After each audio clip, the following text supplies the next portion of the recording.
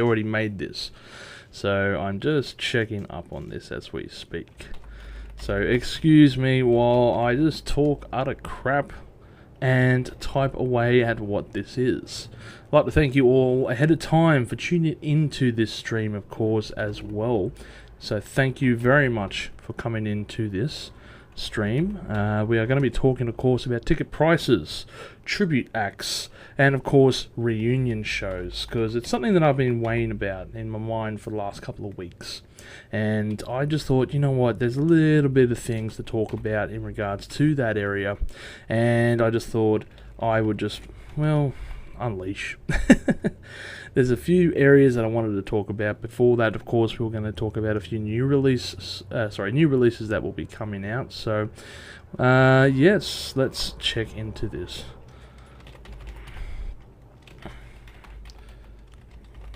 Sorry, I am just quickly trying to do this. See, I don't know why. If you're curious what device I am using this for, Logitech Mevo. It's new little gift I got, and I thought, you know what, I got to test this out. I got to work out the kinks, and find out what is required before, of course, I go into this. And unfortunately, I got to test it out by going live first, don't I? I've tried to work out the kinks ahead of time, and it looks like, there are still a few things. It's a great little camera. It's perfect because, well, I get to go about and I get to take it with me. It's actually a battery-operated camera. I've plugged in the microphone to it, so it powers it up like that. And it's just going to make basically any kind of future recordings and live recordings a lot more simpler, hopefully. Once I get the hang of it, of course, I've probably got to watch a lot more videos and tutorials in regards to how to set all of it up. But as far as just really recording future episodes of live listener race and stuff, it's just going to be so much more easier. Yeah, and I mean the thing is, you can set up like 3 cameras in the device, so. Yeah, little features like that. Excuse my red face. It is pretty damn hot where I am recording at the moment. But anyway, let's get into this thing, hey? So, yes, I want live chat, of course. I want people to see it. We want visibility. Yes. Alright, so... No, is it going to knock me off? Am I doing something wrong? I probably am. I do apologise if I get knocked off momentarily. I might be doing 2 recordings at once, who knows.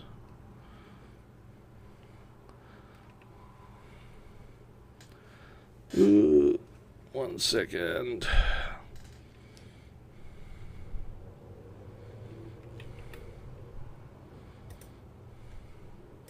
Yes, okay. So that's what happened.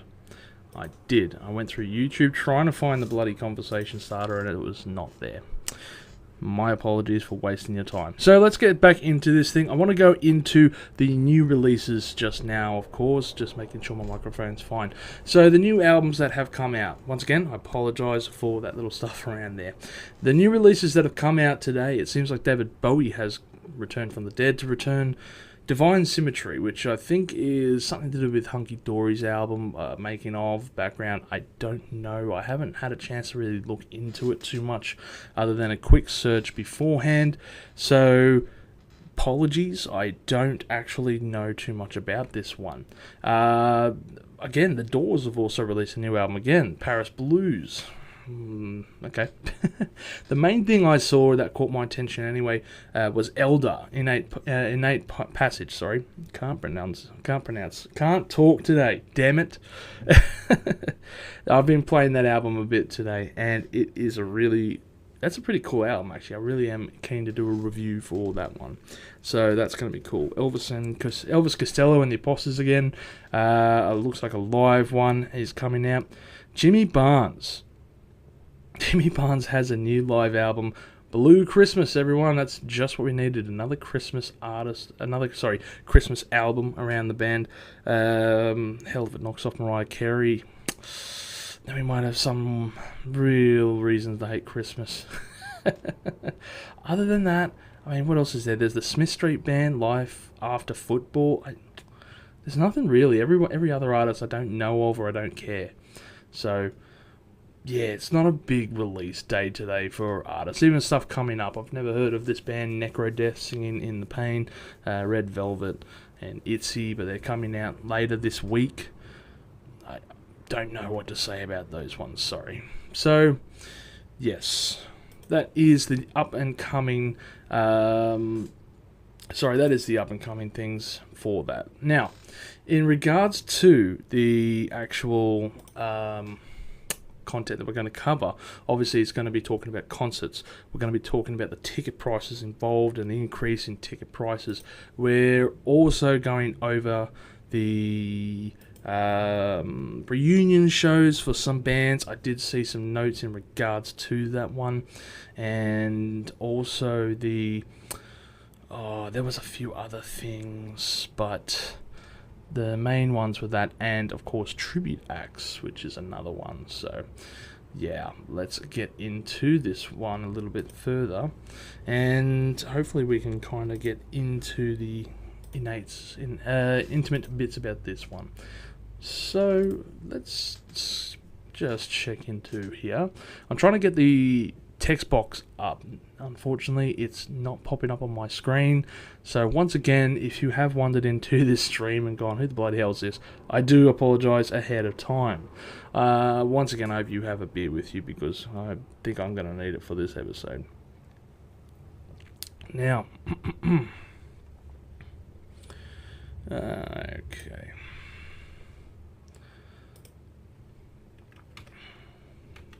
So, concert tickets have been really... it feels like they've been jacked up recently ever since COVID really finished up.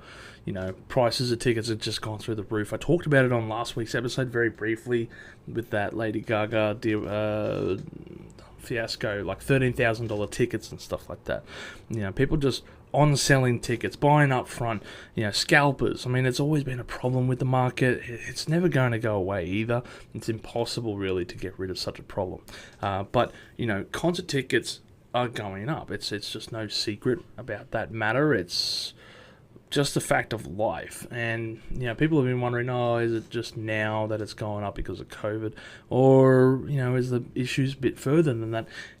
And the more I'm looking into it, the more it's like, okay, it's always been going up drastically since about the 90s, really.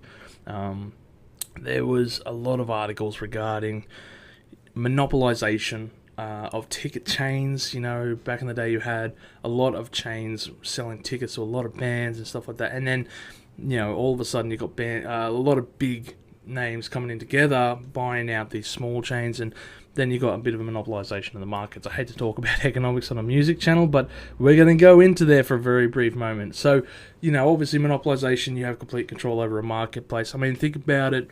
Here in Australia, besides Ticketek, how many other ticket sellers are there? You know, there's VR GoGo or whatever, that VR GoGo or something, but isn't that just an on-seller themselves? Aren't they just flogging off other websites? You know, I don't think they're an actual ticket company. To be honest, I've never bought from them. Every time I bought a ticket, at least, you know, in 10 past years, it's always been through Ticketek. It's been the number one place I go to get my tickets. You know, and, you know, they're always... I mean, I don't think there's any other mob I know of anyway.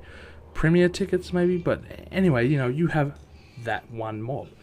So, yeah, when you've got a monopoly of, you know, ticket places, they can kind of set their own prices. Yeah, it's one of the things. Obviously, small chain places, you know, your RSL down the road or whatever, they're going to be able to sell on their tickets. They're not relying on bloody Ticketek to sell their product. That's completely different. But when you're going for that, you know, mid to high tier, of course, we're looking at Ticketek and stuff like that. The other factors is, of course, the rising cost of living. And, of course, we're talking about this boring subject. Everyone knows it. It's going up. Everything's costing higher. But the main thing I saw was ticket prices were actually on the increase before COVID was going up. So this is more like an excuse by the companies. Yes, times have been hard. We've been hit hard with COVID. We're trying to get our money back. Ticket prices go up. It's just an excuse. We're going to jack the prices up for these things to recuperate our losses. Yeah, you guys had some losses, sure, but it's nothing that a tax write-off could probably do at the end of the day. You guys really didn't suffer that. I mean, the high-ups, I'm talking about the big wigs here, not the middleman, not the bloody lower down the chains, but big wigs, they weren't rolling, their heads weren't rolling for that stuff. So, anyway, I see that in my market and the place that I'm working at, and COVID is an excuse to jack prices up. It really is. The other thing as well is supply and demand. And, I mean, in my market, supply and demand is a fundamental factor to the cost.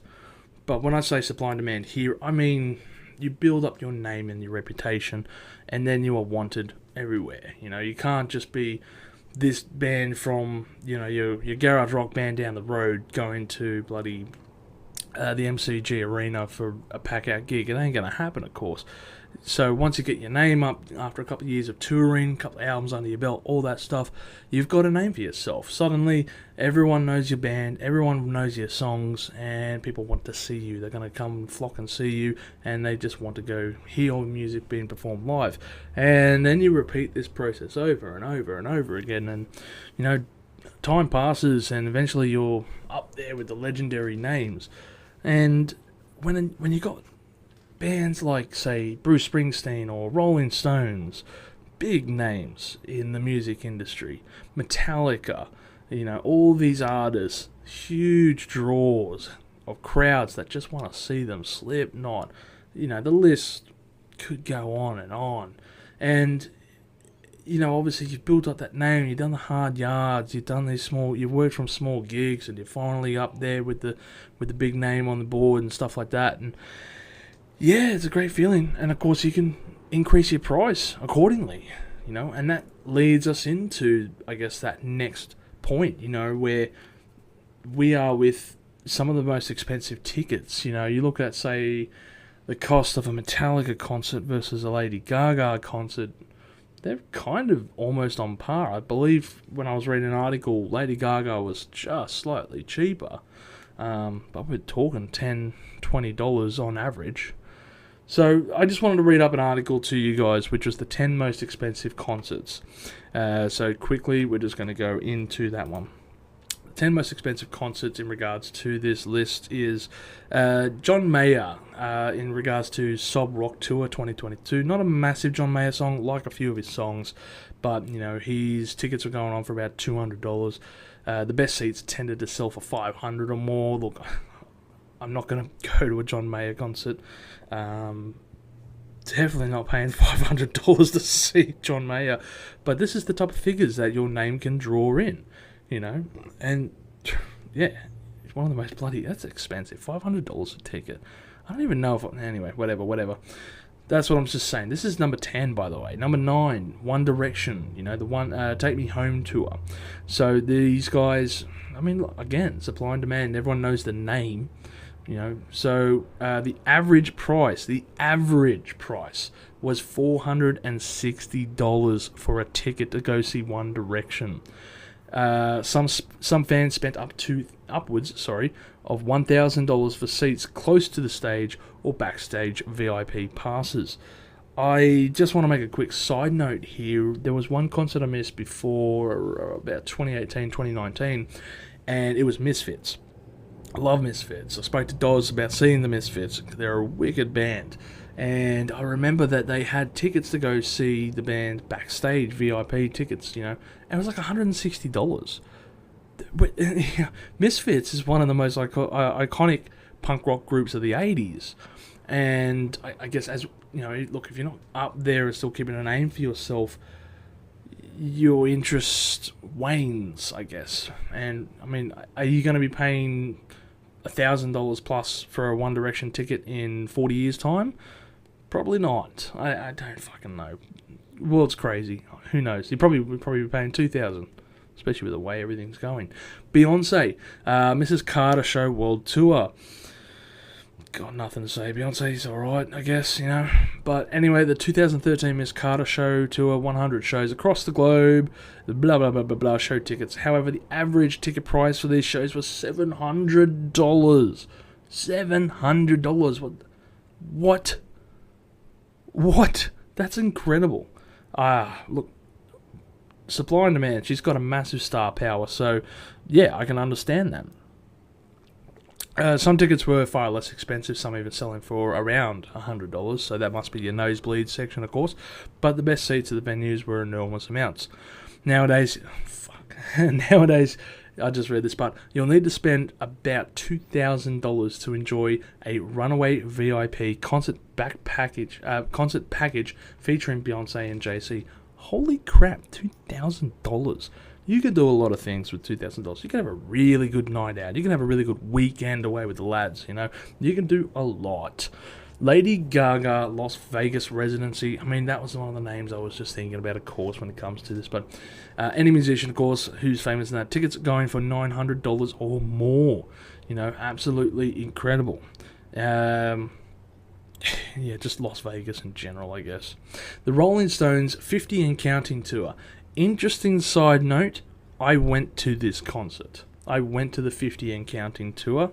Now I have to think. Yeah, it was 50 and Counting Tour. 50 licks? 50 and Counting. Anyway, I was on this one. So this was the Rolling Stones back in 2012, celebrating 50 years, obviously, behind the music. And they say here the tickets for this tour averaged $1,000 per person. I can tell you right away, we did not pay that much. I went with Wazza, and we did not pay $1,000 per ticket. You know, we weren't at floor, we weren't at front seat. We're at a decent part of the concert, actually. But yeah, $1,000 for tickets. But the Rolling Stones, damn, despite the fact that they're a band that's been on the road now for, 60 years, they still put on a really good show. Mick Jagger was actually really sick during the concert, and Keith Richards ended up singing like 3 songs or 4 songs in a row, which is the most he ever sung. Interesting little note there. But yeah, the most songs he sung in a row, I should say. But yeah, it was, I mean, shit, for a bunch of guys in their 70s, they really were putting on a great show. It was funny, like, you see Ronnie Wood just going around stage just smoking like 1 billion cigarettes with Keith Richards and stuff. So yeah, absolutely funny. The Weeknd, of course, 2021, they're talking about Super Bowl. Since then, his popularity has climbed ever higher with his after hours, blah, blah, blah, blah, blah, $1,000 per ticket, there we go. VIP paid more. But the thing is, has he... I kind of get the sense, though, that The Weeknd has dropped off the radar recently. Despite the fact that we're talking about only this year and last year of the Super Bowl, I haven't heard any news from The Weeknd, you know, and usually these pop artists, they're always collaborating with someone else, and they're always in someone else's song, but I don't run in those circles, I guess, but, you know, I can't say I know of any of his, I've heard any of his music, at least in the past 6 months. I don't know, maybe I'm wrong. Number 4, Justin Bieber, Justice World Tour. Who cares? $1,500 a ticket anyway, just for your for reference. Maroon 5, again, who cares? But in regards to it, $1,600. You know, this is just getting nuts. Elton John, number 2. Of course, Farewell Yellow Brick Road. You're gonna fork out to see Elton John. I know someone who's been to see Elton John like 3 times, and he's always been at the front row seats. Tells me the price and it gets them for, and I'm like, shit, man, that is expensive. But like this article says, you can get $1,000 for the price range, with some seats costing upwards of $4,500. That's incredible.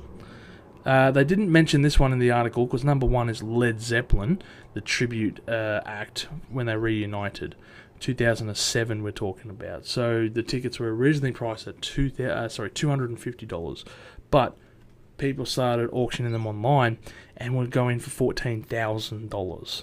You know, so it's a drastic markup when it comes to scalpers. They didn't mention this one in the article, but Bruce Springsteen's got to be up there because I saw that he was doing some of his later tours. I forgot what is it called, Broadway tour or something like that, and his tickets are going like $500 each.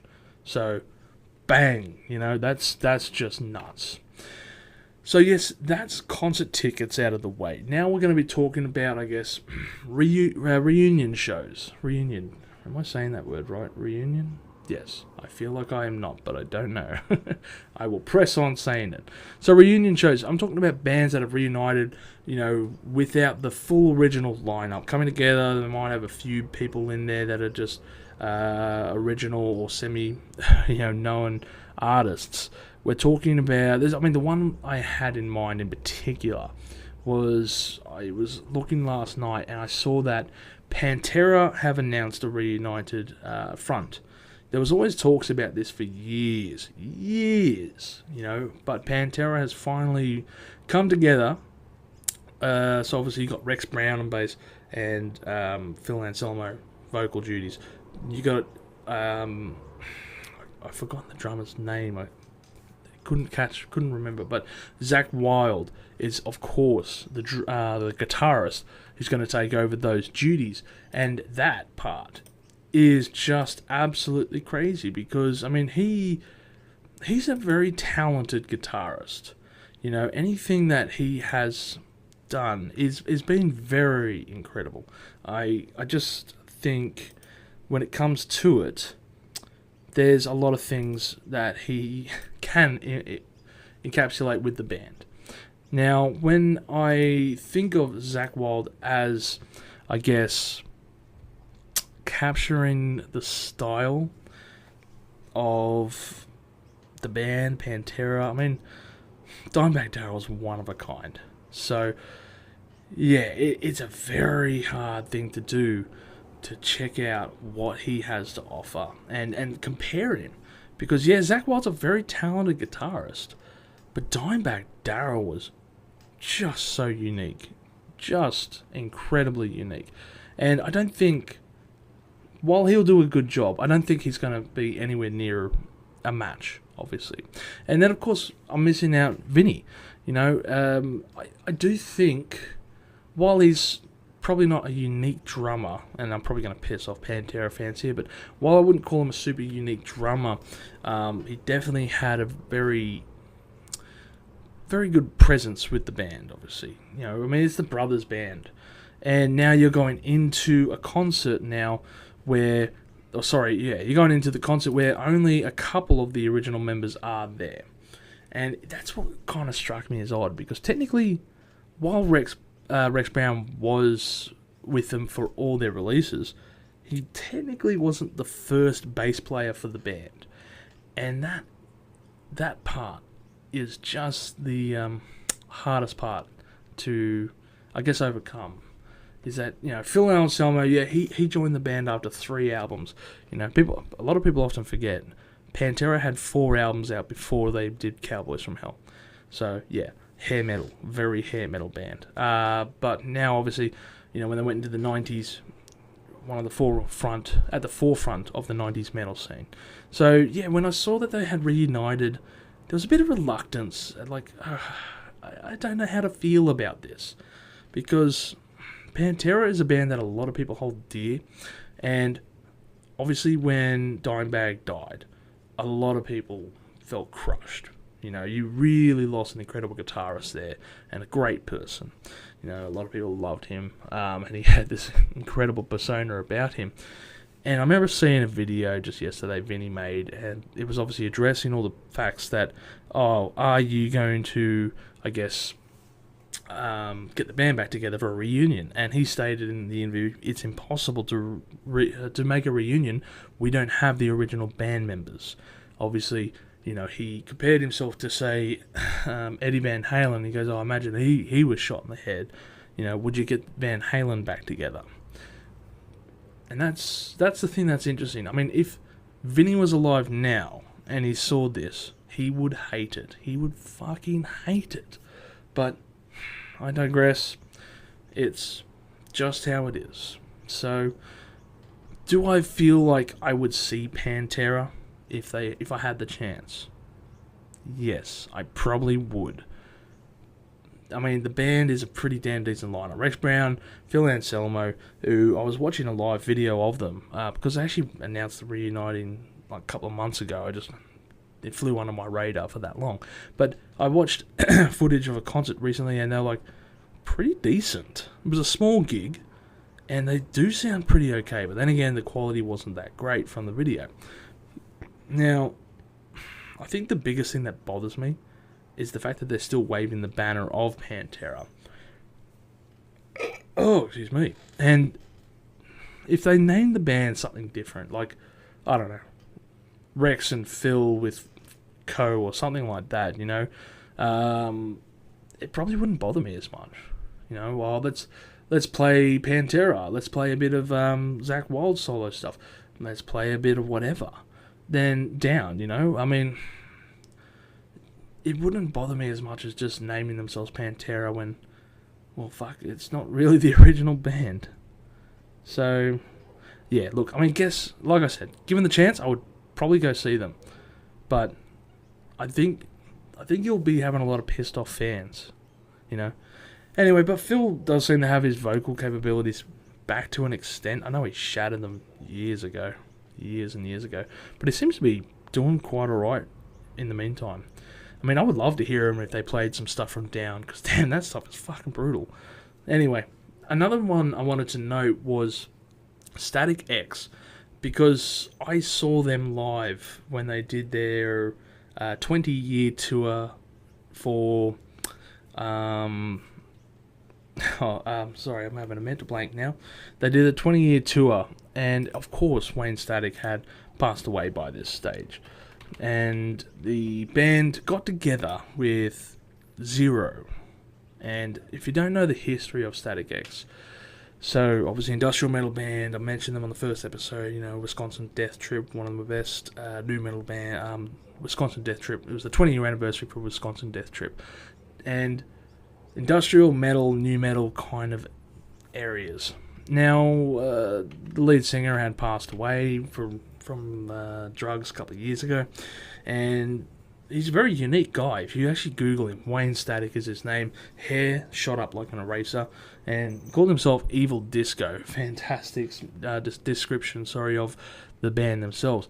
Now, Zero was the person who replaced Wayne Static, and they had all the original members, and Zero is most likely the lead singer from Dope, I think it was, taking over as vocal duties. And they wore a death mask that looked like Wayne Static, been dead for years. And it's a very unique situation. I don't know of... There's a video by a YouTuber, I can't remember his name, sorry I can't give you a shout out, but he was talking about Wayne Static's death, and in particular how the band reunited, and he didn't like the fact that they had reunited and made a death mask and were performing concerts as Static X about it. I disagreed. I liked it, but yes, I can see how it's very fucking odd. Now, the band did obviously a 20-year anniversary show. They played the entire album plus extra songs. It was really good to hear. I loved it because I never had the chance to see Static X live, unfortunately, once with Wayne. And I love Tony Campos. He's really... Sorry, we got a loud fucking noise over there. I love Tony Campos. He's a fantastic bassist. And... Oh, shit, the guitarist. Coney... Oh, I've had a mental blank. But anyway, the original lineup was incredible. And once Trip Ison was in there, it was a very different band. But neither here nor there. Now, I liked it. And I'm glad that I went. The show was fantastic. It was also good because it was a small gig. So I stand by it. And I think that's where it comes down to, is that there's no black and white answer when it comes to bands reuniting, and if you will go see them, where do you draw a line? There's no such answer to this. It comes up to your personal tastes. It's case by case. Would you go see a band if X didn't appear in here, with them? That's up to you. You might be the judge character and go, oh, I do like this musician. I do think he'll be a good fit for the band and a live capability. We're not talking about recording new music. Sometimes they do, but we're talking about a live capability. I don't want to hear Pantera record new music. No. But do I think Zakk Wylde has the ability to pull off Dimebag Darrell's guitar style? Yes, more than likely. He can do it to his little signature tone, and I really would probably go see Pantera given the chance. Now, there's the other thing as well I wanted to bring up, and that was quickly just a couple of bands who are performing now who don't even have original members, and that's another factor when you're talking about reunions. What if the band doesn't have the original members? Are they truly the band? I don't know. There's no real answer to this. Again, it's not black and white. It's a very grey matter. And bands like, for example, Yes, they've had numerous lineup changes. The longest serving of the band is, of course, Steve Howe. And he's left the band and come back, and left the band and come back, and left the band and come back multiple times. There was Chris Squire, the original bass player, who passed away years ago. John Anderson, but he unfortunately left the band for good due to health issues, I'm pretty sure. And even the long-term drummer, who, he passed away just recently, this year actually, and even he wasn't the original drummer. So, we are talking about a band there with a big name in the circuit, no original members. And I've covered them on an episode for their recent album. I think it was Ice Bridge. Well, that's the first song anyway. And it's okay, their music. I mean, they're still writing music, and I don't know if I can agree with it all. Anyway, that's one thing. So, yeah, there's bands like, say, Blackfoot. I don't know Blackfoot so much, but anyway, no original members in Blackfoot. I'm looking at a photo of them then and now. They were from 1969, and now they just look like butt rock. It's terrible to see what they are now. And I don't know, what are they? Co-founded Southern Rock Group, 1969, leading a classic era lineup. People into the 80s, however, all three, they just split up. Okay, sure. And, he went on to rejoin up with Lynyrd Skynyrd in the 90s, so interesting. But now, I don't even know what to say about this. What the fuck? I don't know. I feel like I want to cover an episode of Blackfoot to see who the bloody hell they are. I can only describe their look as butt rock, Chad rock, whatever you want to call it. Something you see at a dive bar. Anyway, moving on. Blood, Sweat and Tears. Not a big fan of them, but no original members. So, yep, that's another one. Thin Lizzy, of course, There's been that many guitarists when it comes to Thin Lizzy. Would you go see them live now?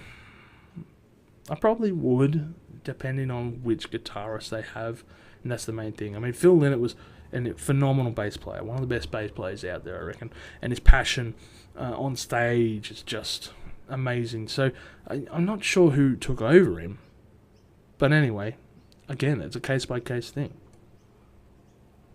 Heart, not familiar with them. Another band, the Hollies. I know of them. Sorry. The photo looks like it's got Crocodile Dundee in the background. That's just a weird photo.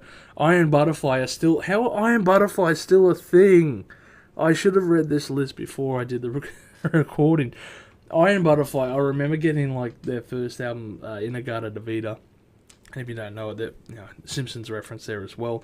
18-minute long song. Weird, heavy, very heavy actually. 68, 67 even. On the verge of heavy metal, and one of those things.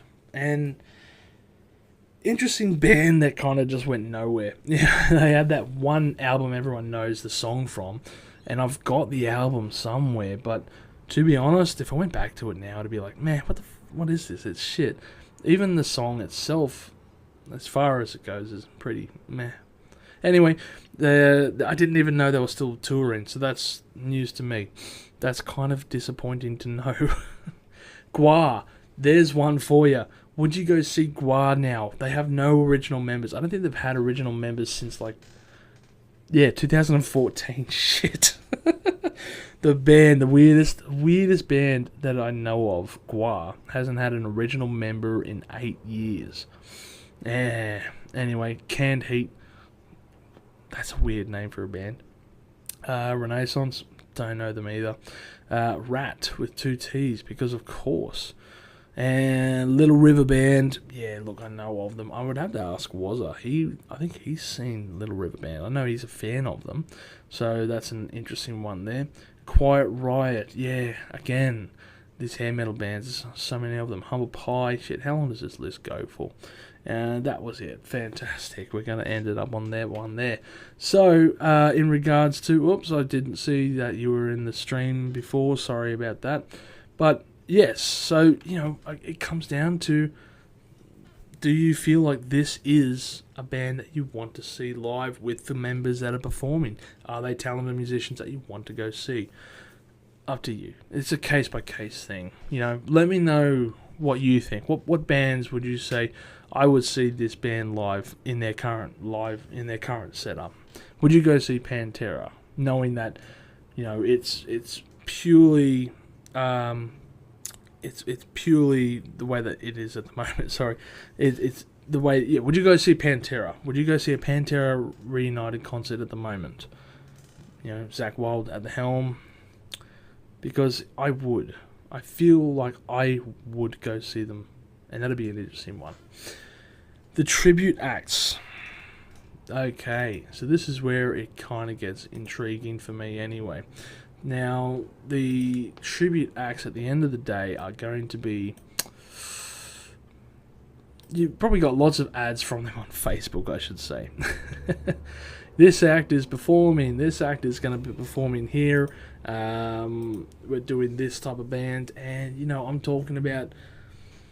Usually when it comes to tribute acts, they've either got the name of one of the famous songs from a band, or they're a slightly different version of the band's name. The only one I could think of was from this picture, which was from Kiss, and the band renamed themselves Piss. Very interesting, and there's quite a few variants, I guess, in regards to this. And I mean...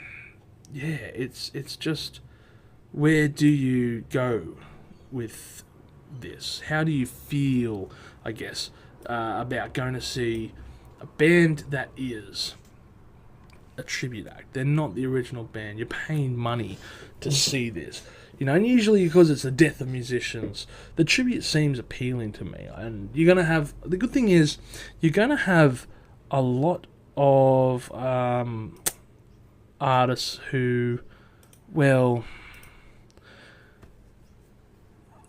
artists, you're going to have a lot of people there who are keen to see this band, like-minded people, if you will, who are pure fans, and they're there to see the music being performed by other people who are super fans, typically, of this band. The musicians on that stage will have probably more knowledge than you most times, because they live and breathe for that band. That is their job sometimes, to go, hey, I perform these music for this band. That's me. I've got to know all the songs that they do, and I live and breathe for this band. So it's an interesting thing to go to say, yeah, I'm going to go see a tribute band. I'm going to pay my money to see this tribute band. And I just want to give an example for you guys. I saw a band not long ago, and I can't think of the name of them, but they were a Pink Floyd tribute band, and they were pretty impressive, I gotta say. They did The Wall in its entirety, and for the limited space that they had, it was really cool to see them do The Wall in its entirety, dressed up in uniform, by the way, like the way that the movie was. And if you haven't seen the movie, then you're going to miss a bit of this. But yeah, they were dressed up in like the uniform from the movies, and they had a little bit of fireworks. I mean, little pops offs and stuff like that. And that's different. That's standing out, I guess, if you will. And that's a fantastic way to just kind of cap it off and be something a little bit memorable, if you will. And their sound was immaculate, as far as the sound of the guitars were on point, bass work on point, the singing on point, the drum, everything about it was just incredible. So, at the end of the day, I can't remember what it was, $40, maybe $50 to see this band, and it was a really good show. I didn't have to, it was only down the road for me as well. Didn't have to go far, didn't have to travel a long way to get home, get out of a car park, waiting 6 hours to get in and out of these car parks. No, I just walked down the road and have about 20 beers. Perfect time to have one. But yes, on the other hand though, there's a few tribute acts who kind of take the piss. And what I mean by this is, like, obviously you're not going to be as good as the source material, especially when it comes to some bands. The biggest one I can think of is, say, Michael Jackson. Now, Michael Jackson was one of a kind, alright? No doubt about it, the king of pop. He was one of a kind. You know, his mannerisms, his perfection, the way that he would probably be on stage for 20 hours or something, you know. Anyway, you get my point. He's a person who has perfected his style, and all his musicians had to be the best of the best. I mean, I've seen videos of his drummer doing tutorials, and it's like, bro, you're not even breaking a sweat. You know, he's just like, oh yeah, and I'm going to do this, and I'm just going to throw this up in the air, you know, and bro, you're on next level. You're next level in regards to this. So anyway, but the thing is, there's a tribute act that's coming around for Michael Jackson, and you're paying $80 for a ticket to go see someone who is acting like Michael Jackson.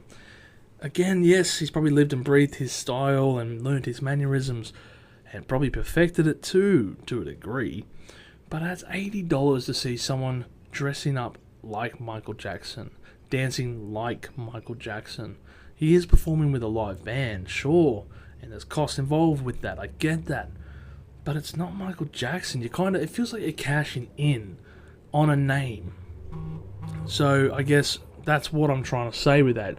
You know, it feels like you're cashing in on this end, and sorry, I just got a little notification saying the Living End's performing.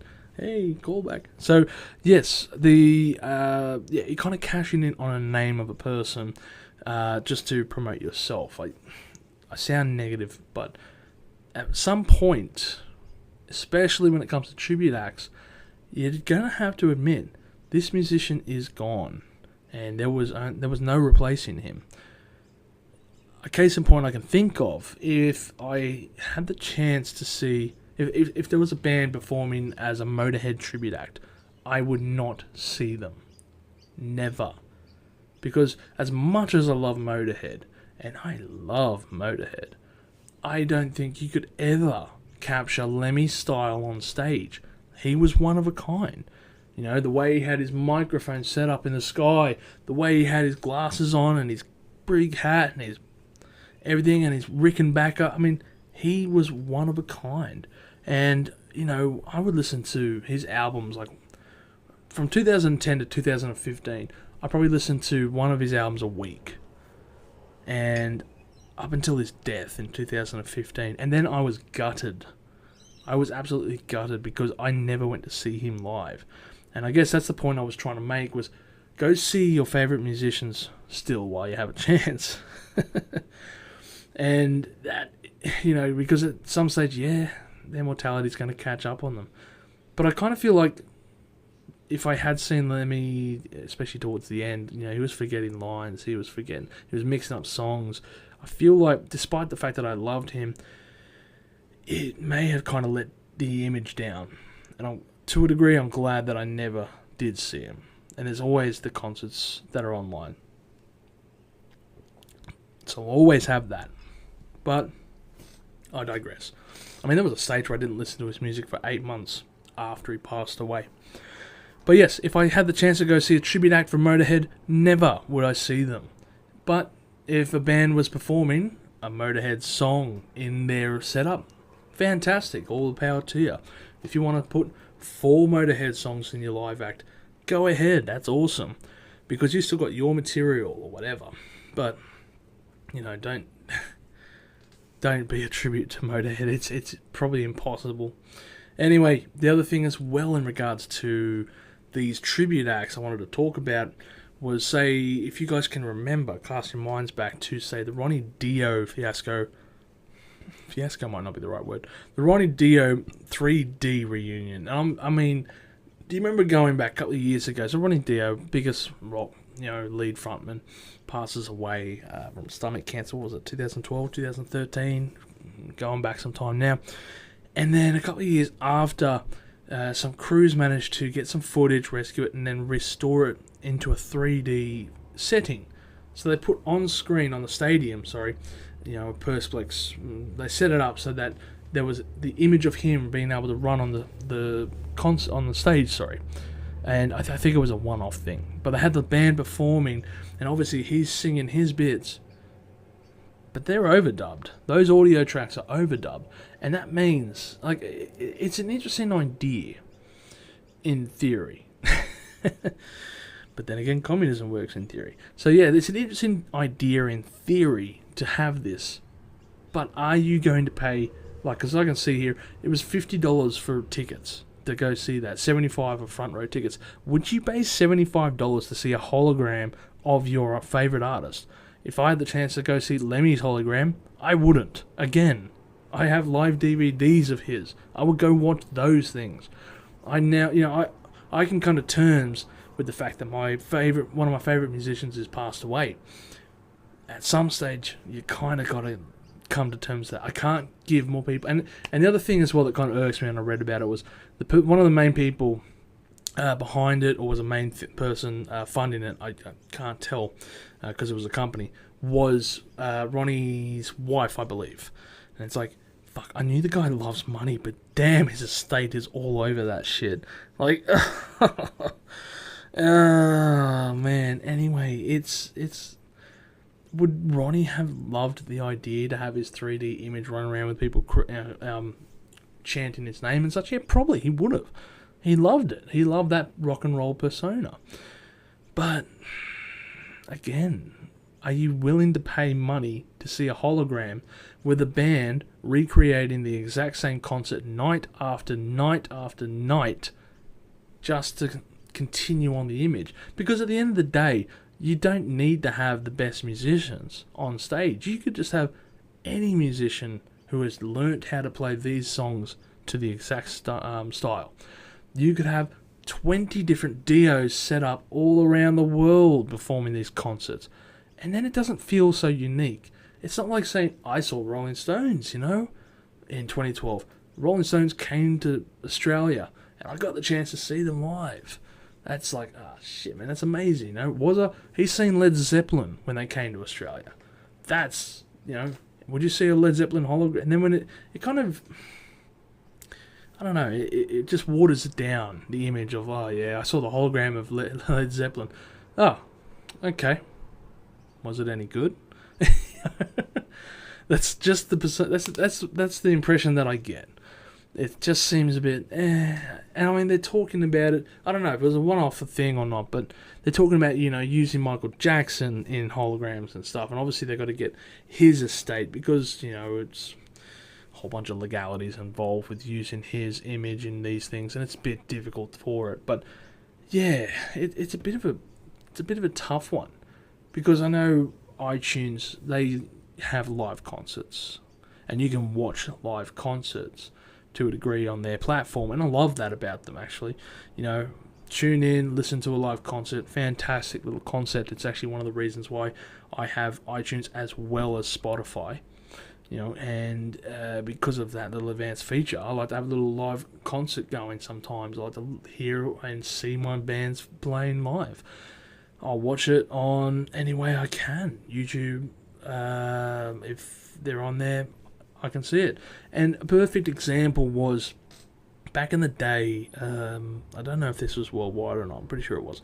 Nirvana, or at least Nirvana's estate, released Live at the Muddy Banks.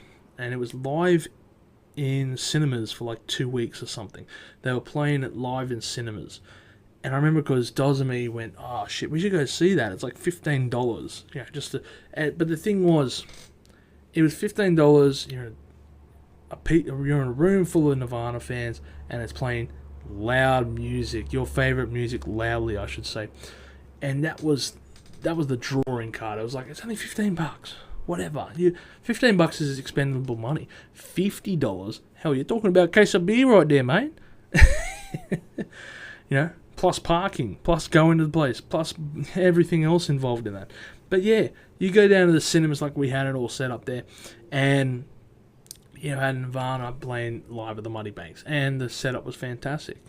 It really was. You're amongst a group of people who are Nirvana fans, everyone's shouting and going nuts. Everyone's getting into it. It was fantastic. And What else is there? It was just this great little concert. It was cheap. It was good. That's a good idea, I think. Yeah, you can have iTunes to go hear it at home and play it whatever you want. But at the end of the day, if you can have the chance to go see it in a room like with 50 or 60 people, at your local cinemas, then that's a different chance. And does that make me a hypocrite for saying that I want to see my band performing at the cinemas as opposed to at a live concert? Yeah, it sounds like that on paper, but then again, I'm not talking about having a live band performing in the cinema right then and there and performing it note for note perfectly. That's a little bit by the cards, and that's anti-rock. Rock is not really supposed to be this perfect thing every time. Obviously, you got a film of rock or a live concert. That's a different matter. That's enshrined. That's your tribute or whatever to the world. But having a band come out and playing this song, we're going to play Holy Diver next, and we're going to play it exactly the same way we played it last night, and the exact same we played it last night. That's one of the bonuses about going to see a live band. Sometimes they get things wrong. Sometimes they'll do a variation of the song. If it's a hologram, you can't do any variations because it is to a T. You got to follow what is coming up. Okay, he's going to run left and then right, and then he's going to sing in 3, 2, 1, bang. That's the thing. I can't get around. I can't get my head around that. So yeah, I think that does it for this episode. My little rant is over in regards to concert ticket prices. We've covered reunion shows, tribute acts as well, and I've given you my 2 cents in regards to all these matters. So I hope you've enjoyed this episode. I apologise at the beginning for those technical issues that plagued us at the beginning. Once again, I have a new toy to play with and I'm just trying it out. So hopefully the live stream hasn't been too poor quality or delayed or whatever, because again, it's a new toy and I just wanted to hear how it's going. It's been a long episode actually. I didn't think it would go this long. So everyone, tell me below, what are your thoughts in regards to some of these matters? I'd love to read your comments. And again, if you tuned in earlier, I do apologise that I didn't say anything. I had some issues again trying to find the participant window.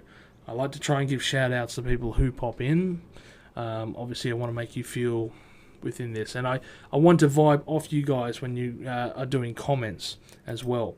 So, I want people to eventually build this up to a degree where people can comment while I'm talking and go, oh yes, I get your point, and talk about it. That's something that I want to try and get it to, but I guess where I'm at is trying to learn this thing slowly but surely. Every time it's a bit of a lesson, every time I'm learning something. So stick it out with me. Thank you very much. We also have a few releases out today. We have 2 5-minute reviews out today. There was one on Afghan Haze, Hallucinations of a Heretic. So if you love your stoner metal, doom metal, just that heavy stuff, highly recommend checking out that review now and checking out the band. That's Afghan Haze. Also, the other review that I had out today was Charlie Smith. You like a bit of lo-fi, you like a bit of indie lo-fi, I should say, indie folk, that kind of folksy acoustic-y rock, then yes, check him out. He's a really cool musician. I've been chatting with him. Hopefully I can get him on the show even for an interview. Who knows? Fingers crossed. But he is a really talented musician out of England there. I think he's got a really cool style to him. His EP, sorry, it's not even an EP, his new album, I should say, it's only 20 minutes long. Highly recommend checking them out, both of them. So that's Afghan Haze and Charlie Smith. Check those guys out. We have a new episode out tomorrow as well. It's going to be on Smashing Pumpkins' newest album, Autumn. So I hope you can enjoy that as well. And as always, everyone, I hope you have a great day, and don't forget to stay